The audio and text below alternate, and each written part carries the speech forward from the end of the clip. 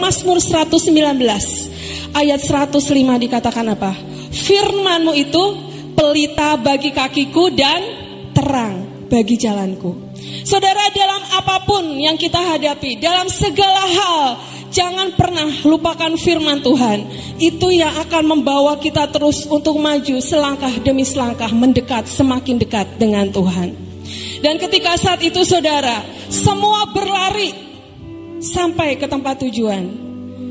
Ini yang merupakan suatu keajaiban saudara. Kita mau buka di Yesaya 40 ayat 31.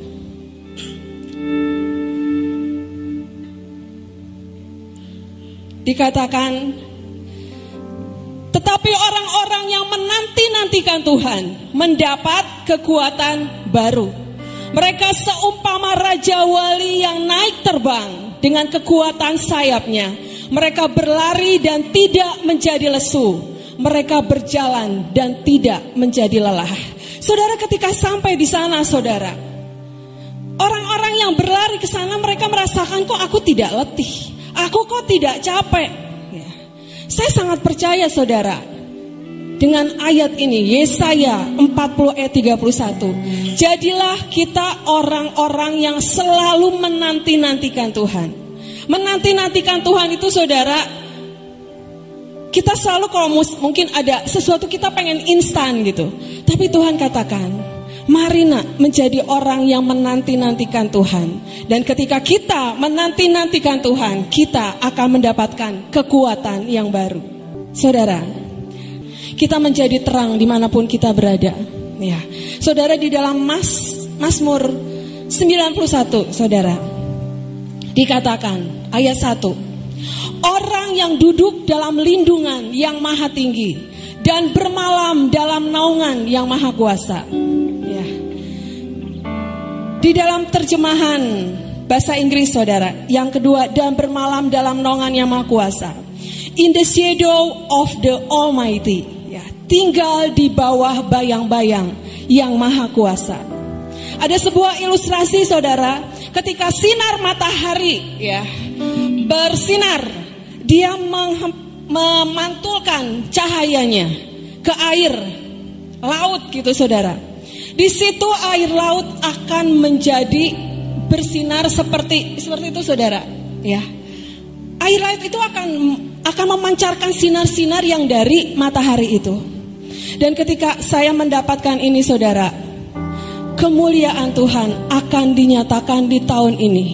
Lebih daripada apapun yang mungkin belum terjadi. Tapi yang Tuhan tanyakan kepada setiap kita, siapkah setiap kita untuk siap berlari, dan untuk setiap kita siap untuk terbang, melakukan apa yang menjadi kerinduan Tuhan.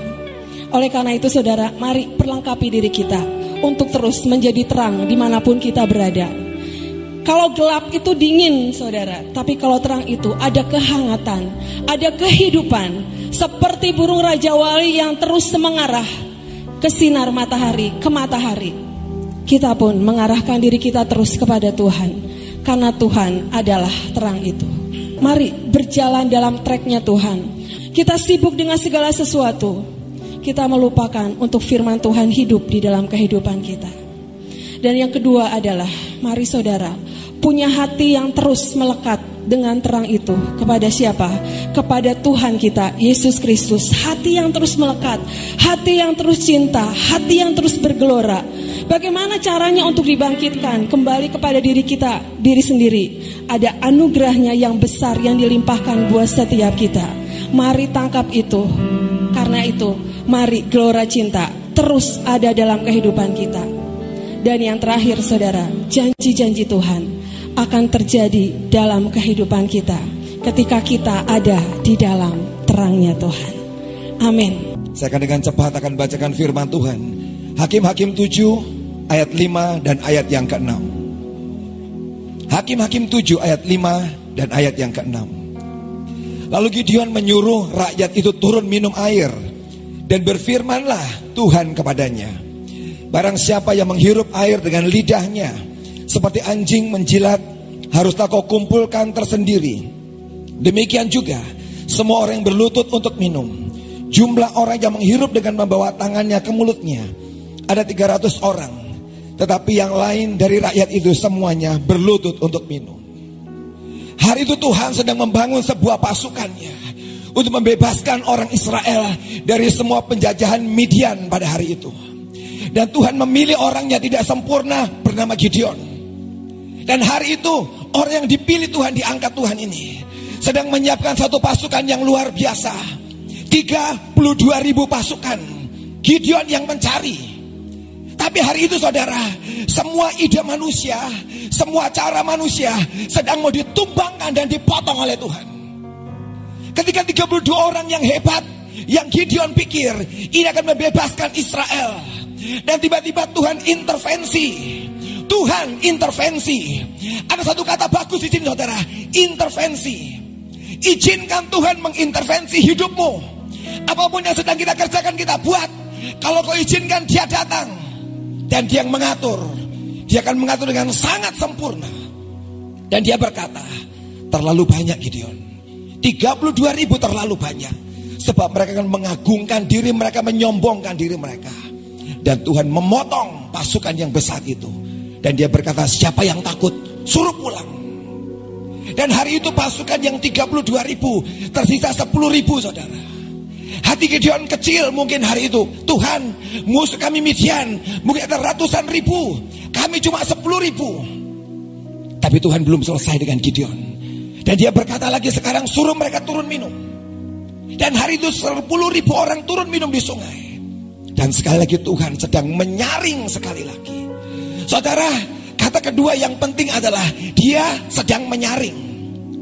Apakah engkau ketika disaring Tuhan lolos, ataukah engkau ikut dalam saringan Tuhan? Yang kedua dikatakan suruh turun minum. Dan cuma 300 orang yang dapat dipanggil Tuhan, yang disaring dan tidak hilang 300. Semakin sedikit saudara. Tapi itulah cara Tuhan bekerja dalam hari-hari ini. Ketika Dia berkata yang takut pulang, 22.000 pulang saudara. Mungkin hari ini kita adalah kelompok orang-orang yang tidak punya rasa takut saudara. Kita menjelajah apapun yang sukar, yang menakutkan, tantangan sebesar apapun sedang kita terobos. Sebab kita ini diajari beriman. Dan bertahun-tahun kita belajar beriman. Dan kita ini kelompok yang tidak takut saudara, yang punya iman. Tapi kelompok yang punya iman itu gak cukup saudara. Sebab sekali lagi Dia akan menyaring orang-orang yang beriman. Dia akan menyaring orang-orang yang berani, ini akan disaring sekali lagi. Dengan apa? Bawa mereka minum. Dan Tuhan berkata, siapa yang menghirup air dengan lidahnya seperti anjing menjilat, suruh pulang. Saringan kedua yang cukup sulit adalah Dia sedang mengkoreksi kita, menyaring kita dari semua karakter dan sifat kita. Beriman satu sisi saudara, tapi sisi yang lain adalah sedang disaring sifat dan karaktermu. Ternyata orang yang lolos, punya iman dan punya karakter yang bagus, cuma 300. 1% bahkan kurang dari pasukan yang besar itu saudara. 1% cuma 300. Tuhan mau dalam hari-hari ini kita menjadi pasukan yang 300 ini saudara. Tapi dua saringan harus kita lewati. Masalah iman dan masalah karakter dan sifat kita. Dia mau potong semua sifat kebinatangan. Mahanaim sering ngomong itu saudara. Joshua juga khotbah itu saudara. Dan dikatakan yang seperti anjing, yang punya kenajisan, kekotoran, dipotong semuanya, pulang. Hanya orang yang berkata, aku mau khususkan diriku buat engkau, dibersihkan, ditahirkan, yang jadi pasukan 300 itu saudara. Gak masuk akal, terlalu sedikit. Tapi ini yang disebut dengan remnant, kelompok kecil yang tersisa, gak banyak saudara, hanya 300. Dan Tuhan sekali lagi memberikan ide pada hari itu, berangkat pada malam hari 300 orang ini, dan kau akan menyerang Midian dan kalahkan mereka dengan 3 buah senjata, sangkakala, buyung, dan obor. Tapi ini ide Tuhan saudara. Kalau manusia yang punya ide, pedang, tombak, perisai, semua yang hebat itulah manusia. Tapi hari itu Tuhan sedang ingin mengubah semua cara pikir manusia, Dan dia berkata, cukup sangkakala, buyung dan obor, engkau akan memenangkan pertempuran itu. Saya tahu kalau saudara jadi pemimpin pada hari itu, disuruh membawa sangkakala, buyung dan obor, engkau pasti takut, Tuhan, ini sama sekali gak bisa bunuh lawan kami. Kami pasti kalah. Sebab Tuhan punya ide. Dia yang mau berperang buat kita, dan bukan kita yang berperang buat dia. Amin. Dia berperang buat kita, dan bukan kita yang berperang buat dia, saudara. Dia katakan, bawa senjata ini, sangkakala. Bicara apa dalam hidup kita hari ini? Mulut kita, saudara. Apa yang sedang kau tiupkan keluar dari mulutmu pada hari ini? Apakah semua perkataan yang jahat, yang negatif, atau kau sedang menyemburkan, mengeluarkan dari mulutmu, meniupkan semua yang baik, yang luar biasa keluar dari mulut kita? Tahun ini, mau tidak mau, aku mesti meniup syofarmu, saudara, dengan sangat baik, saudara, dan mengeluarkan semua yang baik dari perkataan dari mulut kita. Dan kau akan melihat, dia akan memberikan kemenangan. Tapi Tuhan ngomong, keluar pada waktu malam, bukan pada waktu siang. Kamu serang musuhmu pada waktu malam. Ini susah, saudara, gelap semuanya. Tapi dia punya strategi. Ketika musuh sedang berpindah, sedang penjaga sedang pindah, itulah waktu yang sangat baik engkau menyerang dan mengalahkan musuhmu. Tengah malam, ketika orang Midian sedang berpindah, mengadakan penjagaan yang pindah, disitulah Gideon memimpin pasukan itu. Dan dia mulai meniup sangkakalanya. Dan dia berkata yang kedua, kalau setelah ku siup sangkakala, nanti engkau memecahkan buyung dan obor. Tapi aneh, saudara, kalau saudara baca di Hakim-Hakim 7 ayat 16, dikatakan siapkan senjatamu, obor di dalam buyung. Siapkan di sana. Ini susah, saudara. Membawa obor atau pelita ini di dalam sebuah buli-buli, sebuah buyung, ini repot banget, saudara. Gimana bawanya? Loh, kenapa? Sebab kalau hari itu mereka keluar membawa obor yang menyala, musuh langsung lihat, ada musuh. Tapi hari itu mereka mesti menyembunyikan di dalam buli-buli itu, saudara. Mesti dibawa dalam peperangan itu. Dan dia katakan, pecahkan buyung itu. Sekali lagi, saudara, ketika bicara buli-buli tanah liat, buyung tanah liat, bicara kedagingan. Semua kedagingan kita tahun ini harus dipecahkan, dihancurkan. Sekali lagi, semua sifat kebinatangan dalam kita harus diremukkan, dihancurkan. Dan kita diubah. Ketika buyung dipecahkan, saudara, obor yang di dalam itu keluar terangnya. Dan tiba-tiba seluruh pasukan Midian, pasukan musuh itu ketakutan. Waktu mereka meniup syofarnya, waktu mereka memecahkan buli-bulinya, waktu mereka menyalakan obor, musuh ketakutan. Dan hari itu semuanya dikalahkan, dihancurkan. Dan hari itu Israel menang. Zero korban. Tidak satu pun dari pihak Israel jadi korban. Dari pihak musuh, mereka saling bunuh. Dan hari itu Tuhan melepaskan dengan cara yang ajaib Gideon dan pasukannya, juga orang-orang Israel. Pelita ini, saudara, bukan cuma terang, tapi Tuhan katakan dalam cerita Gideon, ini senjata yang ajaib di tahun ini. Amin. Bukan sekedar penerang, oh buat terang, bukan, saudara. Tapi ini senjata yang Tuhan perintahkan buat Gideon. Ambil sangkakala, buyungmu, dan biarkan obor itu keluar menyala, dan musuh dihancurkan, dikalahkan dengan luar biasa. Tuhan yang berperang. Dan hari itu mereka pulang dengan kemenangan yang luar biasa.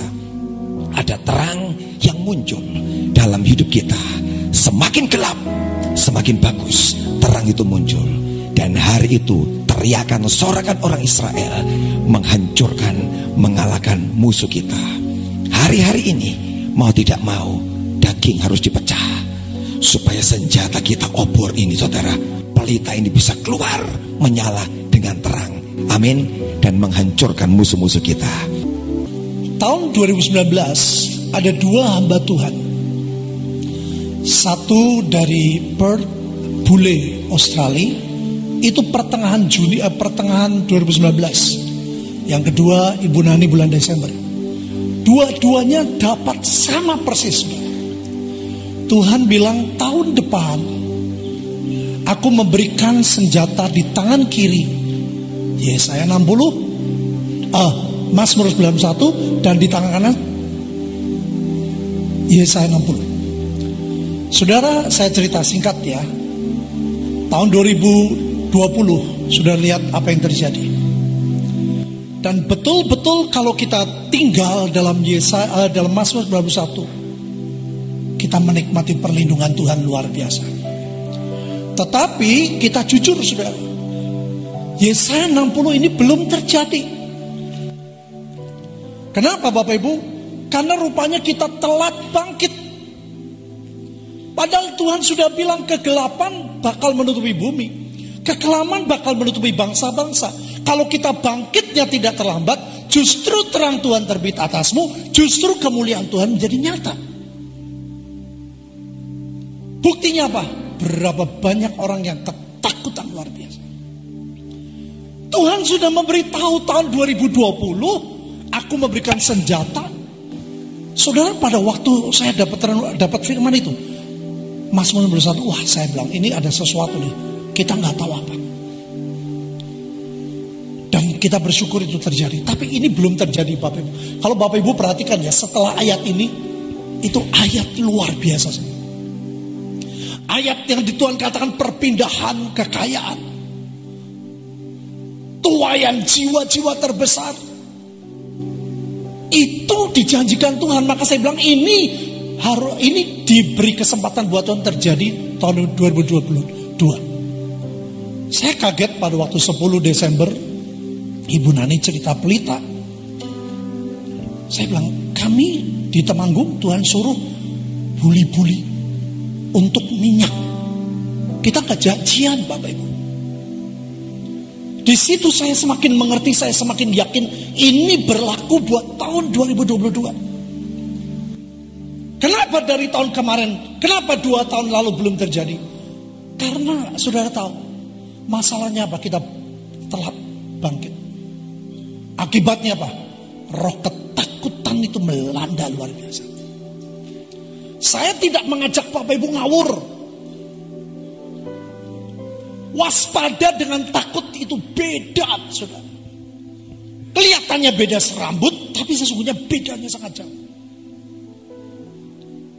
Ada orang yang waspada, dia tetap melakukan firman, karena dia sudah bangkit. Tapi ada orang yang ketakutan dan tidak mengerjakan apa-apa. Setahun lewat, 2 tahun lewat. Saudara, spirit ketakutan itu mengerikan sekali. Padahal saudara, apa yang Tuhan mau? Next. Lagi pula orang tidak menyalakan pelita, lalu meletakkannya di bawah gantang, melainkan di atas kaki Dian, sehingga menerangi semua orang di dalam rumah itu. Yang jadi masalah kalau saudara sudah bangkit, tempatkan pelita di tempat yang tepat. Saya pernah cerita pada waktu saya kecil, papa saya memberitahu nanti malam jam 7 atau jam 8 lampu bakal mati. Dia siang-siang siapkan petromak. Karena rumah saya cuma punya 1 petromak Bapak Ibu. Papa saya siapkan, dia bersihkan spuyernya. Saya ingat ngomong gitu. Saya bilang, papi ngapain siang-siang? Ini papi lagi betulin spuyer, supaya tidak ada kotoran. Nanti malam ada lampu mati, kita nyalain. Saudara, anak-anak begitu jepret mati, kita semua tenang, gak ada yang teriak. Kita gak ada yang takut. Papa saya lagi proses, bentar nyala. Karena sudah siap. 2 tahun ini ada banyak saudara gereja Tuhan, kita kehilangan kesempatan. Di saat orang takut, di saat dunia cemas, mereka tidak melihat perbedaan dalam hidup kita. Kalau saudara, tahun ini seperti ini, ngeri, lewat lagi. Spirit ketakutan tuh saya berasa banget. Makanya ada orang bilang, wah, saya kira penakut saudara belum kenal kami. Setiap kita punya latar belakang berbeda, Bapak. Saya menghargai setiap cara Tuhan menuntun. Saudara pakai prosedur, tidak prosedur, buat saya nggak ada masalah. Yang penting ada Tuhan di tengah-tengah kita. Yang penting saudara bangkit, yang penting tempatkan pelita di tempat yang tepat. Itu papa saya taruh di tengah-tengah rumah saudara. Karena cuma satu. Semua. Dan kita anak-anak gak ada yang takut. Nanti satu kali, seminggu sekali, oh ini bakal mati. Apa saya siapin? Berat mati. Langsung nyala. Mengapa Tuhan izinkan ada varian baru? Mengapa Tuhan izinkan terus berjalan? Kesempatan ini untuk kita. Kalau saudara terus takut dan nothing to do. Begitu banyak kesempatan jiwa orang lagi ketakutan. Tolong kami, tolong kami. Kita tidak ada bedanya dengan mereka. Sayang banget Bapak. Kami prosedur. Ada orang yang kecewa, Pak Petrus kenapa prosedur? Saya kira setiap orang, saya nggak bisa cerita, punya latar belakang beda. Saya menghargai setiap orang. Setiap kelompok ada Tuhan. Dan biarkan Tuhan punya cara. Yang penting ini sudah. Nah, menerangi semua orang dalam rumah. Bapak Ibu, aslinya pelita ini gak segede ini Bapak Ibu. Ini buatannya Ibu Nani.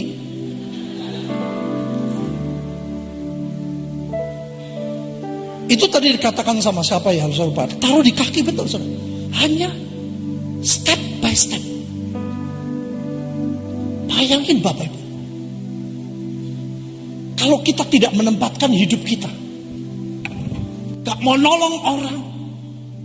Gak mau doain orang. Gak mau cari jiwa. Dalam sikon kemarin. Maka Tuhan izinkan juga. Ini ada yang baru. Saya tahu. Ini waktu yang ajaib buat kita. Next. Oh sorry. Yang tadi. Rumah ini pertama keluarga Bapak Ibu. Tapi rumah ini juga bicara kota saudara. Rumah ini juga bicara soal bangsa. Jadi apa yang harus kita buat? Next. Demikianlah hendaknya terangmu bercahaya di depan orang. Supaya mereka melihat perbuatanmu yang baik, memuliakan Bapamu ini surga. Tadi katakan jangan taruh di bawah gantang. Seperti yang Pak Victor tadi. Apa namanya? Gentong? Apa? Ya, boleh. Saudara itu sama itu menutupi. Harus dipecah. Kalau saudara punya petromak atau zaman dulu ceplek, ya apa tuh? Bahasa Ibraninya.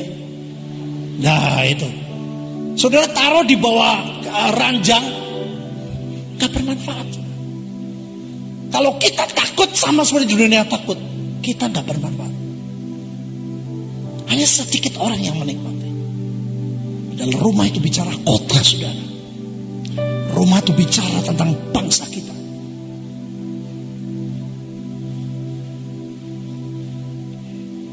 Saudara,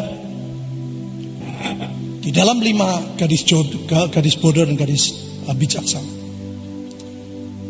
Pelita di situ dalam bahasa Yunani Greek artinya lampas.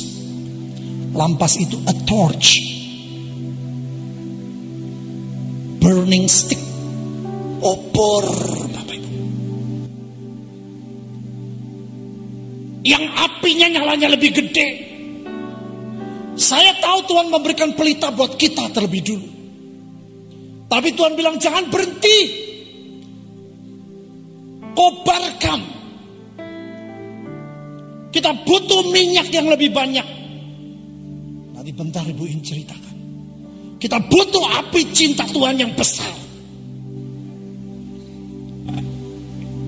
Sebab kalau enggak, saudara, ini rencana Tuhan bisa enggak jadi. Tuhan sudah bangkit. Karena kegelapan menutupi, Tuhan sudah kasih tahu. Nanti lampu bakal mati. Siap-siap. Saudara, sekarang rumah saya nggak pakai Petromax, saya pakai genset, lebih gede. Begitu lampu mati seluruh rumah nyala. Sudah ngerti maksud saya? Dunia sedang gelap. Kalau saudara ketakutan seperti dunia takut, kalau bahtera yang Tuhan kasih tugas dari tahun 2004-2005, cintai Indonesia, cintai bangsa-bangsa jadi berkat. Kalau kita gak ada bedanya, Tuhan bisa stop.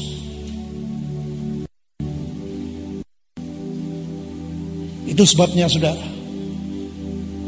kita ini bukan punya pelita, kita harus siap minyak. Kita harus punya persediaan minyak. Kita punya saat teduh yang baik. Kita punya hubungan dalam keluarga di rumah kita yang baik.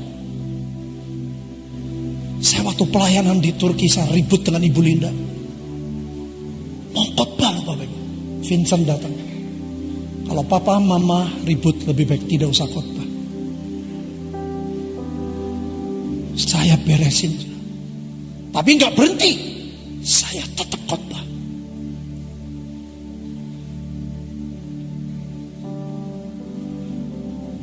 Saudara, pelita harus nyala dalam hidupmu. Di rumahmu lebih dulu. Saudara mengerti hati Tuhan. Saudara mengerti waktu dan masa. Saudara mengerti bagaimana saudara bersikap di saat-saat seperti ini. Saudara mengerti value. Saudara mengerti ujian iman.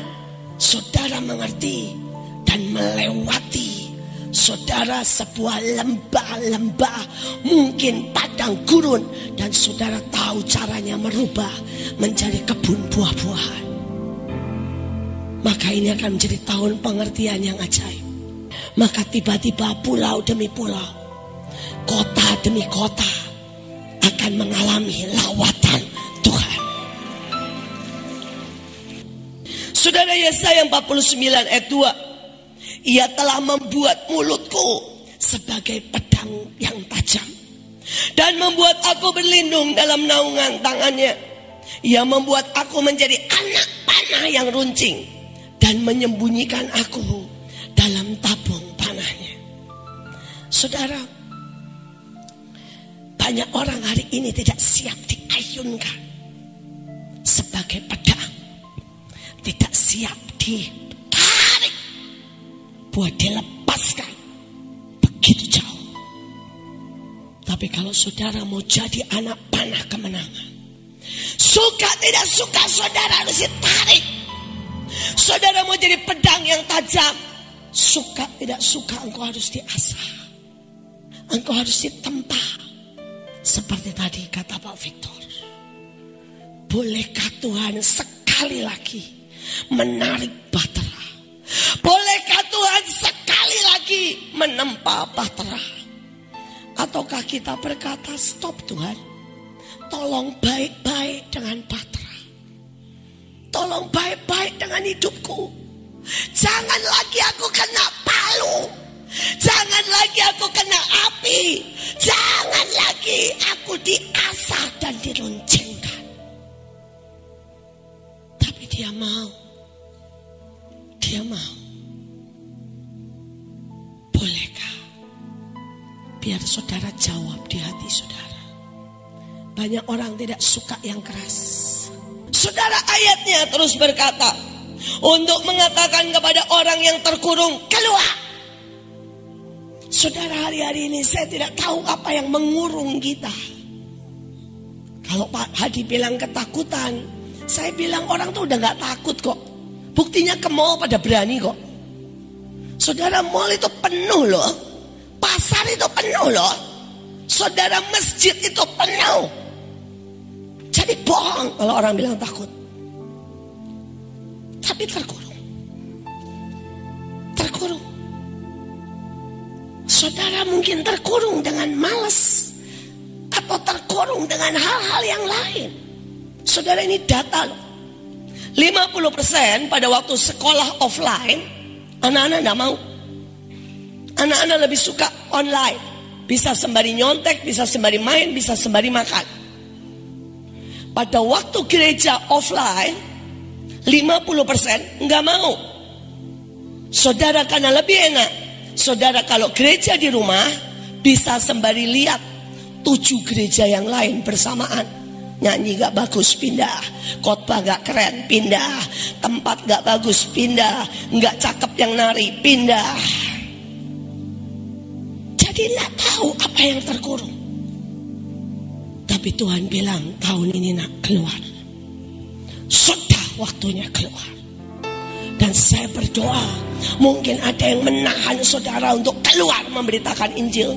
Mungkin ada yang menahan saudara untuk keluar bikin usaha baru. Mungkin ada yang menahan saudara keluar untuk buat pelayanan baru.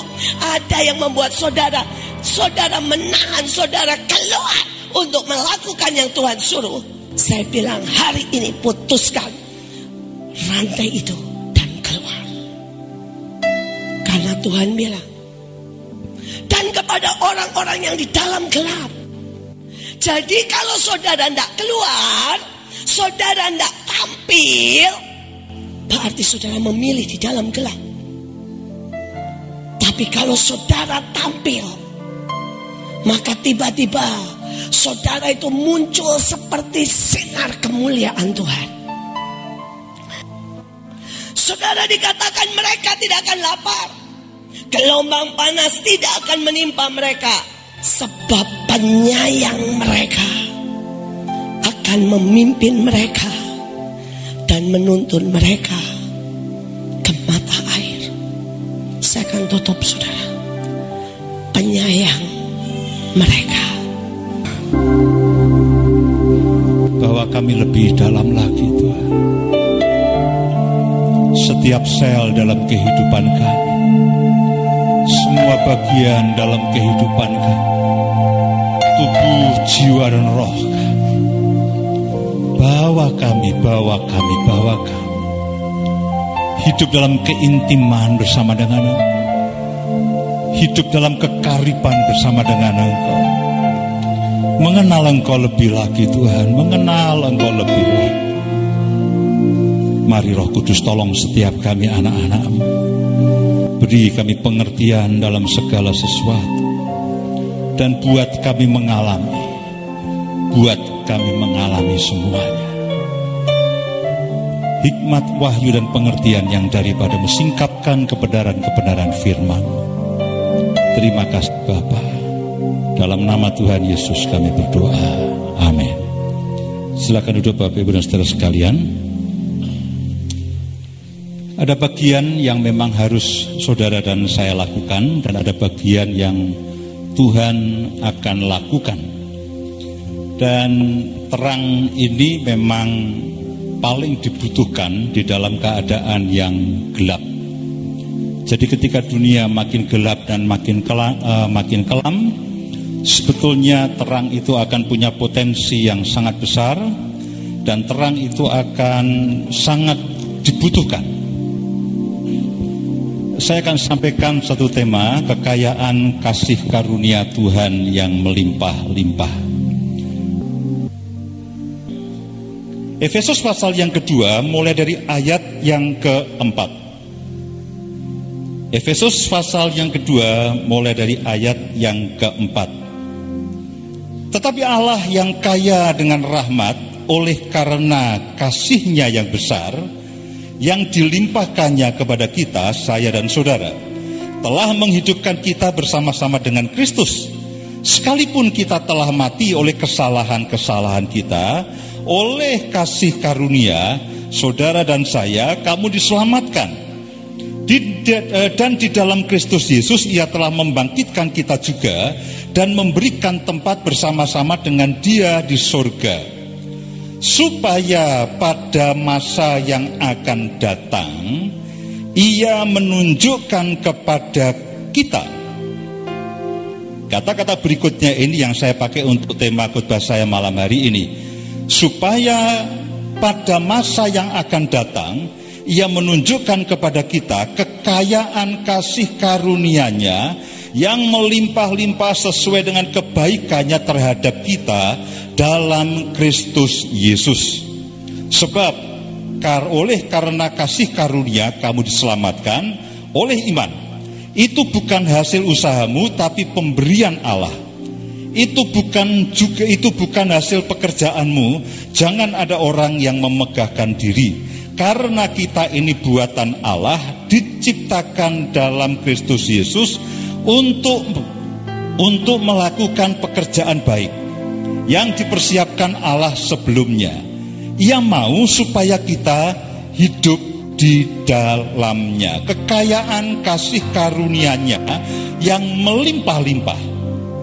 Kita bicara kasih karunia saja, itu ajaib, saudara.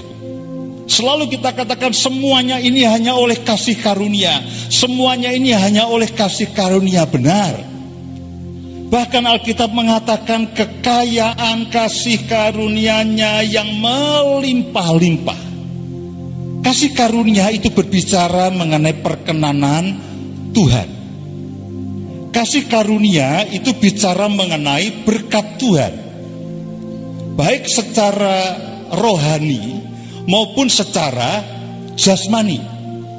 Kasih karunia itu juga bicara mengenai kekuatan Tuhan yang terus menyertai kita untuk kita bisa menyelesaikan rencana Allah dalam kehidupan kita. Yang di dalam ayat tadi dikatakan untuk melakukan pekerjaan baik yang Tuhan sudah sediakan bagi saya dan saudara. Kasih karunia itu juga bicara mengenai kesanggupan ilahi. Kasih karunia itu juga berbicara mengenai pelipat gandaan. 5 roti dan 2 ikan, lalu entah bagaimana bisa dimakan 5.000 orang laki-laki, belum termasuk perempuan dan anak-anak, dan bahkan sisa. Itu semuanya adalah kasih karunia. Jadi memang benar kalau kita katakan semuanya itu hanya oleh kasih karunia, benar. Kalau pada akhirnya kami bisa mengasuh acara keluarga di radio, itu sempat tertunda mungkin sekitar 3 atau 4 bulan, saudara. Karena saya sadar, saya tidak punya bahan. Saya tidak punya bahan. Saya cuma katakan, Tuhan, saya akan lakukan bagian yang saya lakukan. Saya beli semua buku mengenai keluarga. Mungkin ada hampir 15 atau 20 buku. Saya pelajari. Memang ada bagian yang saya dan saudara harus lakukan. Tapi oleh karena kasih karunia Tuhan, Dia yang memampukan saya dan saudara. Dan kasih karunia itu juga yang membuat hasil dari yang saudara dan saya lakukan itu menjadi berlipat kali ganda. Firman Tuhan ini Tuhan singkapkan pertengahan tahun yang lalu. Ada satu bagian firman Tuhan yang lainnya, Efesus pasal yang ketiga, ayat yang ke-18 mulai. Firman ini juga menggambarkan akan kasih karunia Tuhan. Efesus pasal yang ketiga, ayat yang ke-18. Aku berdoa supaya kamu bersama-sama dengan segala orang kudus dapat memahami betapa lebarnya dan panjangnya dan tingginya dan dalamnya kasih Kristus. Dapat mengenal kasih itu, sekalipun ia melampaui segala pengetahuan. Aku berdoa supaya kamu dipenuhi di dalam seluruh kepenuhan Allah. Perhatikan ayat yang ke-20. Perhatikan ayat yang ke-20. Bagi Dialah yang dapat melakukan jauh lebih banyak. Bagi Dialah yang dapat melakukan jauh lebih banyak daripada yang kita doakan atau pikirkan. Seperti yang ternyata dari kuasa yang bekerja di dalam kita. Saudaraku, ayat ini muncul sekitar beberapa tahun terakhir, mungkin sekitar 2 tahun yang lalu atau 3 tahun yang lalu. Jadi setiap kali saya selesai melakukan sesuatu, saya akan ucapkan ini, ayat ini. Efesus 3:20, bagi engkaulah Tuhan yang sanggup melakukan jauh lebih banyak daripada yang aku bisa doakan, bahkan aku bisa pikirkan. Jadi ini ayat memberikan potensi tanpa batas. Dari semua yang saudara bisa lakukan dengan semua pelayanan saudara, dan hasilnya jauh melebihi dari apa yang saudara bisa lakukan. Jadi saya ingin sampaikan bahwa kekayaan kasih karunia Tuhan yang melimpah-limpah ini akan memampukan saya dan saudara. Saudara jangan membuat ini sia-sia. Paulus katakan, aku tidak mau membuat kasih karunia Tuhan itu menjadi sia-sia dengan tidak melakukan apa-apa. Lakukan yang saudara dan saya bisa lakukan. Semua saudara sudah menerima kasih karunia, dan saudara terima bersama pada waktu saudara menerima Yesus sebagai Tuhan dan Juru Selamat. Kasih karunia itu dianugerahkan kepada saudara dalam Kristus Yesus. Kasih karunia itu diberikan kepada saudara secara cuma-cuma, meskipun sebetulnya saudara tidak layak menerimanya, saudara tidak cukup memenuhi syarat menerimanya di dalam Kristus Yesus. Jadi kasih karunia itu sudah ada dalam hidup saudara. Saudara tidak mungkin mengatakan, Pak, doakan saya supaya saya terima kasih karunia. Tidak mungkin. Kenapa? Karena kasih karunia itu saudara sudah terima pada waktu saudara terima Yesus sebagai Tuhan dan Juru Selamat. Kecuali saudara belum terima Yesus. Dan itu saudara sudah terima secara penuh. Mungkin kita tidak menyadarinya. Mungkin kita tidak mengandalkannya. Mungkin kita tidak berharap kepada kasih karunia Tuhan. Tapi kasih karunia itu dianugerahkan kepada saudara dan saya pada waktu saudara menerima Yesus sebagai Tuhan dan Juru Selamat, dan itu takarannya sudah penuh. Saudara tidak mungkin datang kepada saya, Pak, doakan supaya kasih karunia saya semakin besar. Tidak bisa, karena sudah penuh. Kalau saudara minta, Pak, doakan saya supaya saya selalu ingat. Nah, bisa. Kekayaan kasih karunia Tuhan yang melimpah-limpah inilah yang kalau saudara sadari, itu akan menjadi pendorong yang luar biasa. Paulus katakan begini, aku tidak mau membuat kasih karunia itu menjadi sia-sia. Justru aku bekerja lebih keras. Justru aku bekerja lebih keras, tapi itu pun kasih karunia. Yang seperti tadi diterangkan oleh para hamba-hamba Tuhan yang sudah khotbah terlebih dahulu, dikatakan bahwa pelita ini seperti obor, seperti yang dikatakan cempor, kata si Pak Petrus tadi ya. Pelita ini sesuatu obor, sesuatu hal yang dikatakan terang Tuhan ya.